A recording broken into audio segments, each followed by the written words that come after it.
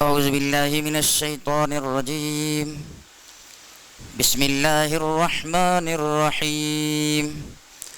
ألف لام ميم. تلك آيات الكتاب الحكيم هدى ورحمة للمحسنين الذين يقيمون الصلاة ويؤتون الزكاة وهم بالآخرة هم يوقنون أولئك على هدى من ربهم وأولئك هم المفلحون. ومن الناس من يشتري لهو الحديث ليضل عن سبيل الله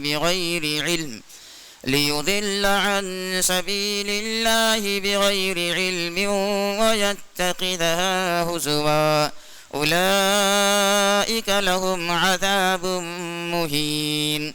وإذا تتلى عليه آياتنا ولى مستكبرا كأن لم يسمعها كأن في أذنيه وقرا فبشره بعذاب أليم. إن الذين آمنوا وعملوا الصالحات لهم جنات النعيم خالدين فيها وعد الله حقا وهو العزيز الحكيم. صدق اللہ العظیم. یہ سورہ لقمان کی ابتدائی چند آیات ہیں. شروع اللہ کے نام سے جو بڑا مہربان اور نہایت رحم فرمانے والا ہے. الف لام میم. یہ قرآن حکیم کی آیات ہیں جو اچھے کام کرنے والوں کے لیے ہدایت ہے اور رحمت ہے. جو نماز قائم کرتے ہیں اور زکوٰۃ ادا کرتے ہیں اور آخرت پر یقین رکھتے ہیں، یہ لوگ اپنے رب کی طرف سے ہدایت پر ہیں اور یہی لوگ کامیاب ہیں. اور بعض ایسے لوگ ہیں جو ان باتوں کو خریدتے ہیں جو کھیل کی باتیں ہیں تاکہ بغیر علم کے اللہ کے راستے سے ہٹائیں اور اللہ کی راہ کا مذاق بنائیں. ان لوگوں کے لیے ذلیل کرنے والا عذاب ہے. اور جب ایسے شخص پر ہماری آیات کی تلاوت کی جاتی ہیں تو تکبر کرتے ہوئے پیٹ پھیر دیتا ہے، گویا اس نے ان کو سنا ہی نہیں، گویا کہ اس کے دونوں کانوں میں بوجھ ہے. سو آپ اس کو دردناک عذاب کی خوشخبری سنا دیجئے. بلا شبہ جو لوگ ایمان لائے اور نیک عمل کیے ان کے لیے نعمتوں والے باغ ہیں، وہ ان میں ہمیشہ رہیں گے. اللہ نے سچا وعدہ فرمایا ہے اور وہ عزیز ہے، حکیم ہے. حضرت ابن عباس رضی اللہ عنہ کا فرمان ہے کہ سورہ لقمان مکہ معظمہ میں نازل ہوئی اور ان کا ایک قول یہ ہے کہ پوری سورت میں سے 3 آیات وَلَوْ أَنَّ مَا فِي الْأَرْضِ مِنْ شَجَرَةِ الْأَقْلَامِ سے لے کر إِنَّ اللَّهَ بِمَا تَعْمَلُونَ خبیر تک مدینہ منورہ میں نازل ہوئی. الف لام میم یہ حروف مقطعات میں سے ہے جس کا معنی اللہ تعالیٰ ہی کو معلوم ہے. تِلْكَ آیات الکتاب الحکیم. یہ کتاب حکیم یعنی قرآن کریم کی آیات ہیں، پر حکمت ہیں. ہدی و رحمۃ للمحسنین. یہ قرآن اچھے کام کرنے والوں کے لیے ہدایت ہے اور رحمت ہے. ہدایت اور رحمت تو سارے انسانوں کے لیے ہے، لیکن سب اسے قبول نہیں کرتے. قبول کرنے والے وہی لوگ ہیں جو صفت احسان سے متصف ہیں، ان کے قلوب صالح ہیں، نیتوں میں اخلاص ہے، اس لیے قرآن کو سن کر ان کی ہدایت کو قبول کر لیتے ہیں، پھر اس کی ہدایت کے مطابق زندگی گزارتے ہیں. اور یہ قرآن کے مطابق زندگی گزارنا ان کے لیے رحمت کا باعث بن جاتا ہے. ان محسنین کی صفات بیان کرتے ہوئے ارشاد فرمایا الذین یقیمون الصلاۃ، کہ یہ لوگ نماز قائم کرتے ہیں، وَيُؤْتُونَ الزَّكَاةَ اور زکوٰۃ ادا کرتے ہیں، وَبِالْآخِرَةِ هُمْ يُوقِنُونَ اور یہ لوگ آخرت پر یقین رکھتے ہیں. در حقیقت اقام الصلاۃ اور ادائیگی زکوٰۃ یہ دونوں اسلام کے اہم رکن ہیں، جن کا درجہ توحید اور رسالت پر ایمان لانے کے بعد ہے۔ باقی دو رکن یعنی صیام رمضان اور حج بیت اللہ اسلام کے ارکان تو ہیں، لیکن ان کا درجہ نماز اور زکوٰۃ کے بعد ہے۔ نماز اور زکوٰۃ کی پابندی رہے اور آخرت کا مضبوط یقین ہو تو انسان اسلام کے دوسرے احکام پر بآسانی چل سکتا ہے اور ان کی ادائیگی کے لیے اپنے نفس کو آمادہ کر سکتا ہے۔ ایسے حضرات کے بارے میں فرمایا کہ اولئک علی ھدی من ربہم، یہ حضرات اپنے رب کی طرف سے ہدایت پر ہیں، واولئک ھم المفلحون، اور یہ وہ لوگ ہیں جو کامیاب ہیں۔ اصل کامیابی آخرت کی کامیابی ہے، یعنی دوزخ سے بچ جانا اور جنت میں داخل ہونا۔ جنہیں دنیا ہی میں اس کی بشارت دے دی گئی ان کا عظیم مرتبہ ہے۔ یہ مضمون سورہ بقرہ کے شروع میں بھی گزر چکا ہے۔ اس کے بعد قرآن پر ایمان لانے والوں کے اعمال اور ان کے ہدایت پر ہونے اور آخرت پر کامیاب ہونے کی بشارت دینے کے بعد قرآن کا انکار کرنے والوں اور اس کے مقابلے میں بعض چیزیں اختیار کرنے والوں کا شغل، پھر ان کے عذاب کا تذکرہ فرمایا ہے۔ جو قرآن کے مخالف رویہ رکھتے ہیں اور یہ قرآن سے خود بھی دور رہتے ہیں اور دوسروں کو بھی دور رکھنے کی کوشش کرتے ہیں۔ لہو الحدیث، ہر وہ بات جو اللہ کی یاد سے غافل کرے اور کھیل میں لگائے۔ حضرت حسن بصری رحمۃ اللہ علیہ نے لہو الحدیث کی تفسیر کرتے ہوئے فرمایا کہ یعنی ہر وہ چیز جو اللہ کی عبادت سے ہٹائے وہ لہو الحدیث ہے۔ حضرت عبداللہ بن مسعود رضی اللہ عنہ نے فرمایا کہ اس سے غنا یعنی گانا بجانا مراد ہے، اور حضرت ابن عباس رضی اللہ عنہما سے بھی یہ بات منقول ہے کہ حضرت مکحول تابعی رحمۃ اللہ علیہ نے فرمایا لہو الحدیث سے گانے بجانے والی لونڈیاں مراد ہیں۔ آیت بالا کا سبب نزول بیان کرتے ہوئے کئی باتیں منقول ہیں۔ یہ حضرت ابن عباس رضی اللہ عنہما نے بیان فرمایا کہ نضر بن حارث جو مشرکین مکہ میں سے اسلام کے بڑے کٹر دشمنوں میں سے تھا، اس نے ایک گانے بجانے والی باندی خرید لی تھی۔ اسے جس کسی کے بارے میں یہ خبر ملتی تھی کہ وہ اسلام قبول کرنے کا ارادہ کر رہا ہے تو وہ اسے اس لونڈی کے پاس لے جاتا تھا اور اس لونڈی سے کہتا تھا کہ اس شخص کو کھلانا پھلانا اور گانا سنانا۔ پھر جس شخص کو ساتھ لے جاتا تھا اس سے کہتا تھا کہ یہ اس سے بہتر ہے جس کی طرف تجھے محمد صلی اللہ علیہ وسلم دعوت دے رہے ہیں۔ وہ تو کہتے ہیں کہ نماز پڑھ، روزے رکھ اور ان کے ساتھ مل کر ان کے دشمنوں سے جنگ کر۔ اس پر آیت کریمہ وَمِنَ النَّاسِ مَن يَشْتَرِي لَهْوَ الْحَدِيث نازل ہوئی۔ اور ایک روایت میں یوں ہے کہ نضر بن حارث تجارت کے لیے فارس جاتا تھا اور وہاں سے ادومیوں کی کتابیں خریدتا تھا، پھر انہیں مکہ معظمہ لا کر قریش کو سناتا تھا اور کہتا تھا کہ محمد صلی اللہ علیہ وسلم تمہیں عاد اور سمود کی باتیں سناتے ہیں اور میں تمہیں رستم اور اسفندیار اور فارس کے بادشاہوں کی خبریں سناتا ہوں۔ لوگوں کو یہ باتیں پسند آتی تھی اور قرآن کے بجائے ان چیزوں کی طرف متوجہ ہوتے تھے۔ اس پر آیت بالا نازل ہوئی اور بعض حضرات نے فرمایا کہ ابن خطل نے یہ حرکت کی تھی کہ اس نے گانے والی باندی خریدی تھی جو ایسے گانے گاتی تھی جو مسلمانوں کو اور اسلام کو برے الفاظ سے ذکر کرنے پر مشتمل ہوتے تھے۔ حضرت حسن بصری رحمۃ اللہ علیہ نے یہ جو فرمایا کہ لہو الحدیث سے ہر وہ چیز مراد ہے جو اللہ تعالیٰ کی عبادت سے اور اس کے ذکر سے ہٹائے، یہ لغت کے اعتبار سے بالکل صحیح ہے اور حدیث شریف سے بھی اس کی تائید ہوتی ہے۔ رسول اللہ صلی اللہ علیہ وسلم نے فرمایا کہ مطلب یہ ہے کہ تین چیزوں کے علاوہ وہ جو بھی کوئی لہو کا کام کوئی شخص کرتا ہے تو وہ باطل ہے۔ ہاں تین کھیل ایسے ہیں جو درست ہیں۔ نمبر ایک اپنی کمان سے تیر پھینکنے کی مشق کرنا، نمبر دو گھوڑے کو سدھارنا، یہ دونوں جہاد کے کام میں آتے ہیں جو دینی ضرورت ہے۔ نمبر تین اپنی بیوی کے ساتھ دل لگی کرنا جو نفس و نظر کو پاک رکھنے کا ذریعہ ہے۔ لہو و لعب میں ہر طرح کا جوا اور تاش کھیلنا، ہر وہ شغل آ جاتا ہے جو شرعاً ممنوع ہو اور نماز سے اور اللہ کے ذکر سے غافل کرتا ہو۔ کسی شخص کو اللہ تعالیٰ نے اچھی آواز دی ہو اور وہ قرآن مجید کی تلاوت کرے یا نعت کے اشعار پڑھے جس میں بجانے کا سامان بالکل نہ ہو، یا عبرت کے لیے کچھ اشعار پڑھے تو یہ جائز ہے۔ گندے گانے، عشقیہ غزلیں، اگرچہ اس کے ساتھ بجانے کے سامان نہ ہو، یہ سب ممنوع ہیں۔ اس قسم کے گانوں کو بعض اکابر نے رقیۃ الزنا، زنا کا منتر فرمایا ہے۔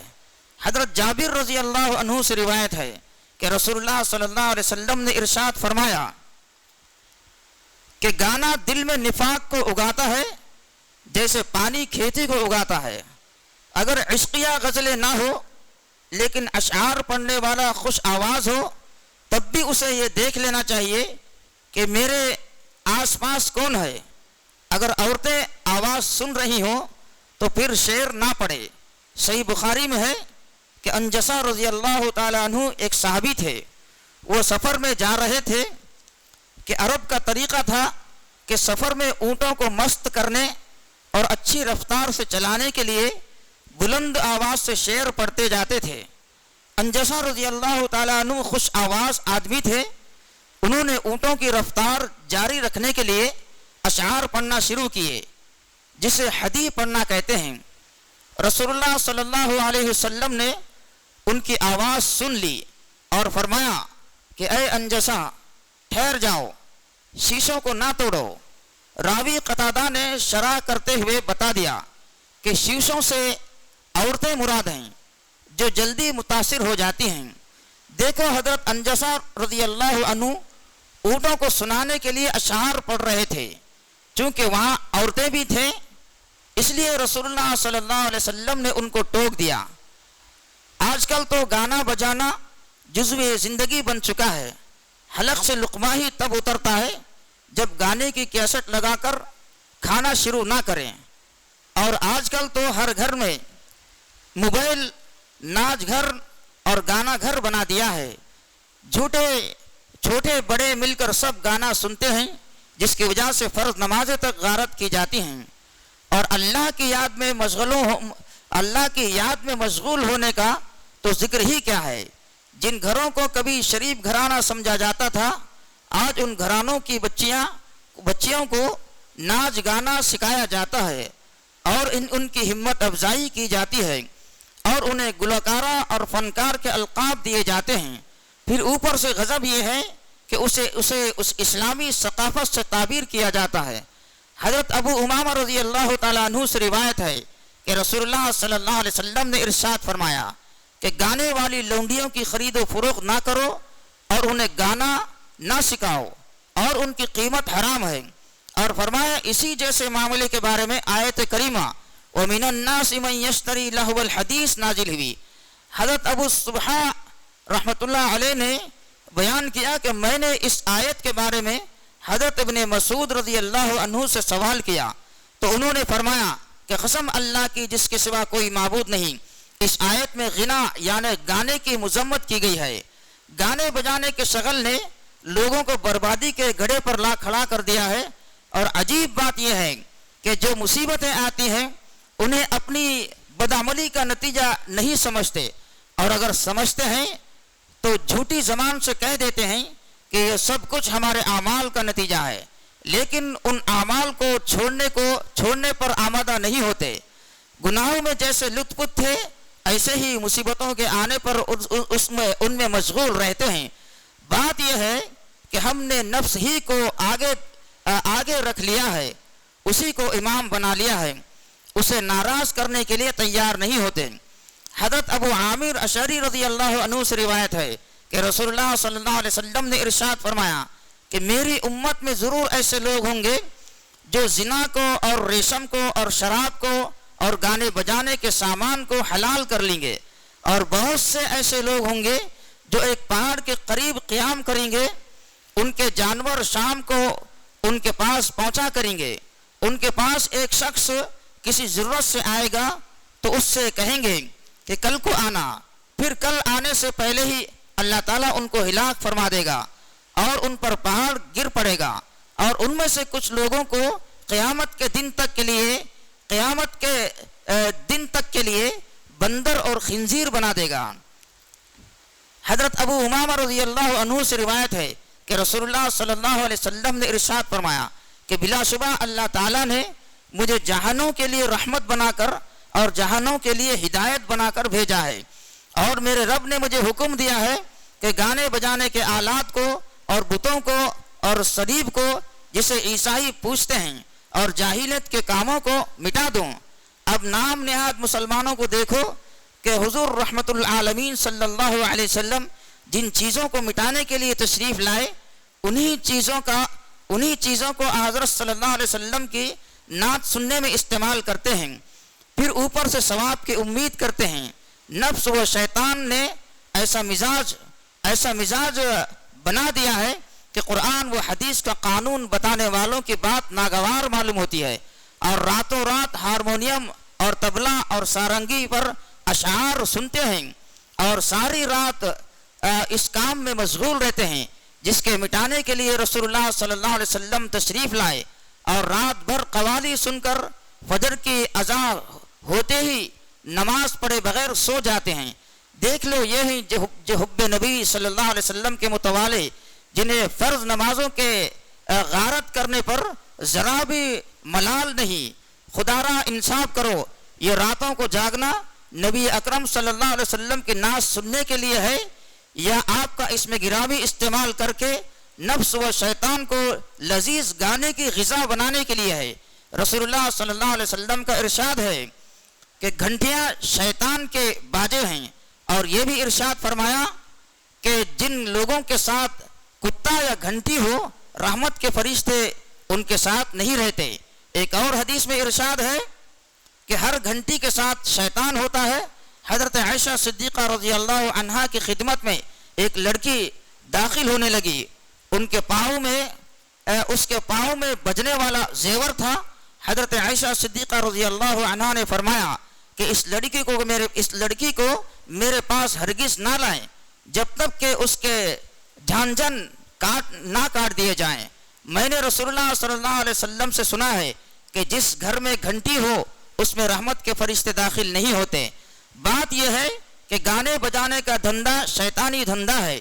جو لوگ شیطانی اعمال کرتے ہیں انہیں بجنے بجانے والی چیزوں سے محبت اور رغبت ہوتی ہے۔ اسی لیے دیکھا جاتا ہے کہ ہندوؤں کے مندروں اور نصارہ کے گرجا گھروں میں اور ان تمام مواقع میں جہاں شیطان کا راج ہوگا ہونے بجانے کا انتظام اور اہتمام ہوتا ہے، شیطان ان سے گانے گواتا ہے اور باجے بجواتا ہے، اور خود بھی سنتا ہے اور مزے لیتا ہے۔ حضرت نافع رضی اللہ تعالیٰ عنہ نے بیان کیا کہ میں ابن عمر رضی اللہ عنہ کے ساتھ جا رہا تھا، انہوں نے مزار کی آواز سنی جو بجانے کی چیز تھی، پھر یہ آواز سن کر انہوں نے اپنے کانوں میں انگلیاں دے دی اور ایک جانب کو راستے سے دور ہو گئے۔ پھر دور چلے جانے کے بعد دریافت فرمایا، اے نافع کیا آواز آ رہی ہے؟ میں نے عرض کیا اب آواز نہیں آ رہی۔ اس پر انہوں نے اپنے کانوں سے انگلیاں ہٹا دی اور فرمایا کہ میں ایک مرتبہ رسول اللہ صلی اللہ علیہ وسلم کے ساتھ جا رہا تھا، آپ نے ایک بانسری کی آواز سنی اور یہی عمل کیا جو میں نے کیا ہے۔ واقعہ بیان کر کے حضرت نافع رضی اللہ عنہ نے فرمایا کہ جس وقت کا یہ واقعہ ہے میں اس وقت کم عمر تھا۔ حضرت عبداللہ بن عمر رضی اللہ عنہ سے روایت ہے کہ بلا شبہ رسول اللہ صلی اللہ علیہ وسلم نے شراب سے اور جوئے سے اور طبل سے منع فرمایا ہے۔ یہ اہل حبشہ کی ایک شراب تھی اور فرمایا کہ ہر نشہ والی چیز حرام ہے۔ اس کے عموم میں ہر وہ چیز آ جاتی ہے، چونکہ سبب نزول میں گانے بجانے کی چیزوں کا بھی ذکر ہے، اور یہ اللہ تعالیٰ کے ذکر سے اور نماز سے غافل کرنے میں سب سے زیادہ بڑھ کر ہے۔ اور بعض لوگ ساز اور سارنگی کے ساتھ قوالی سننے کو ثواب سمجھتے ہیں، اس لیے مندرجہ بالا مضمون کو ہم نے اہتمام سے بیان کیا ہے۔ اور گانے بجانے کے سلسلے میں جو روایت سرسری طور پر سامنے آئی ہیں ان کو جمع کر دیا ہے۔ جو لوگ کسی بھی ایسے کام میں مشغول ہوں جو اللہ کی یاد سے ہٹائے، یہ سب لہو الحدیث ہے۔ اللہ تعالیٰ مجھے اور آپ کو عمل کرنے کی توفیق عطا فرمائے۔ آمین۔ وآخر دعوانا ان الحمد للہ رب العالمین۔